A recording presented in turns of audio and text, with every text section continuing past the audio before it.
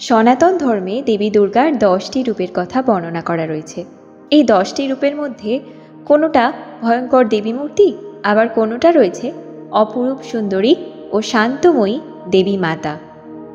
এই 10 মহাবিদ্যা হলেন মা কালী, মা তারা, মা ষোড়শী, দেবী কমলা, দেবী ভৈরবী, দেবী ছিন্নমস্তা, দেবী ধূমাবতী, দেবী বগলামুখী, দেবী মাতঙ্গী এবং দেবী ভুবনেশ্বরী।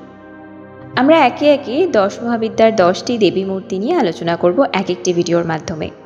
তবে আজকে আমরা 10 মহাবিদ্যার উৎস এবং 10 মহাবিদ্যা সম্পর্কে কিছু সংক্ষিপ্ত তথ্য নিয়ে আলোচনা করব।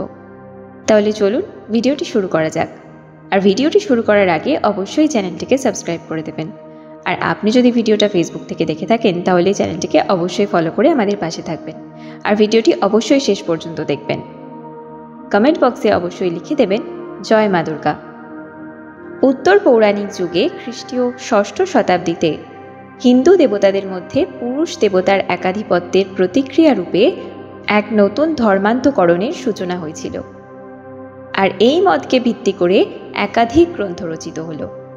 এই গ্রন্থগুলোর মধ্যে বিশেষভাবে উল্লেখযোগ্য ছিল দেবী ভাগবত পুরাণ। দেবী ভাগবত পুরাণের 7ম স্কন্ধে শেষ 9টা অধ্যায় গীতা নামে পরিচিত।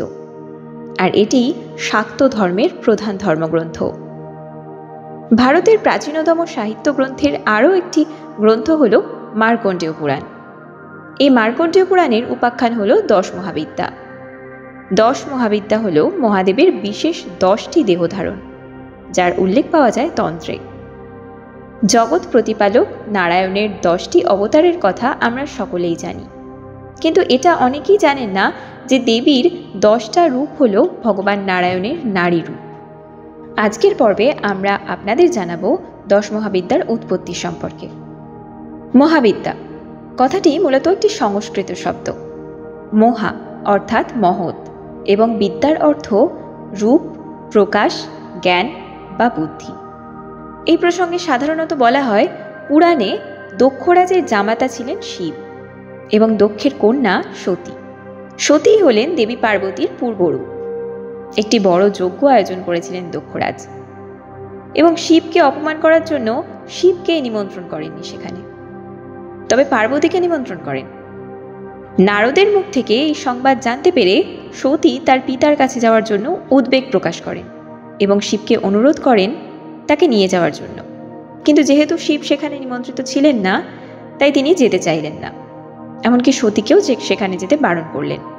বারংবার অনুনয় বিনয় করার পরেও যখন শিব রাজি হচ্ছেন না, সেটা দেখে সতী ক্রুদ্ধ হন এবং শিব সেই স্থান ত্যাগ করার পরিকল্পনা করলে সতী তার 10 রূপ ধারণ করে শিবের 10 দিক ঘিরে ফেলেন।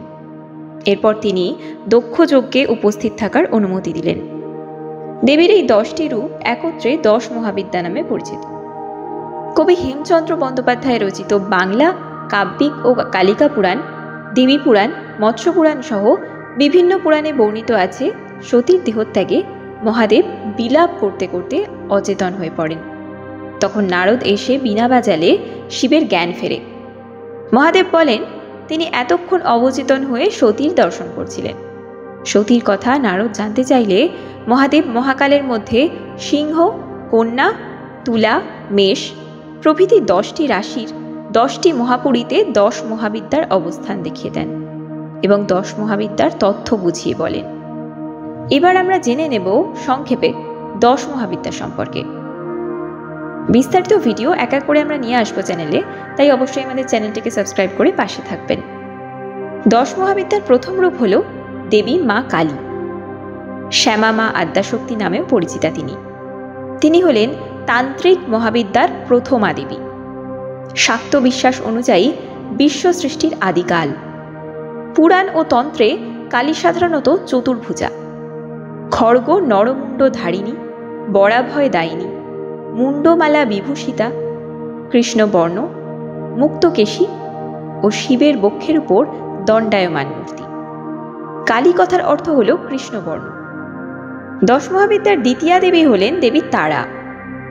তারা হলেন ব্যাঘ্র চর্ম পরিহিতা এবং নবযৌবনা একজন নারী।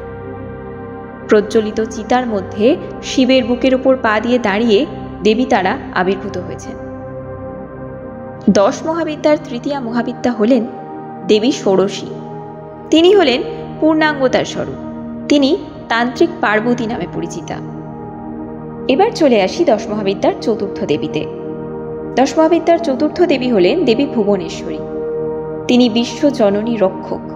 পুরাণ কাহিনী অনুযায়ী উন্মত্ত হয়ে দেবী যখন ষোড়শী রূপ ধারণ করেন, তখন শিবের বুকে নিজের ভয়াল ছায়া দেখে তিনি নিজে খুবই ভীত হয়ে পড়েন এবং সেই ছায়া দেখে নিজের বলে যখন চিনতে পারেন, তখন কিছুটা সুস্থ হন তিনি।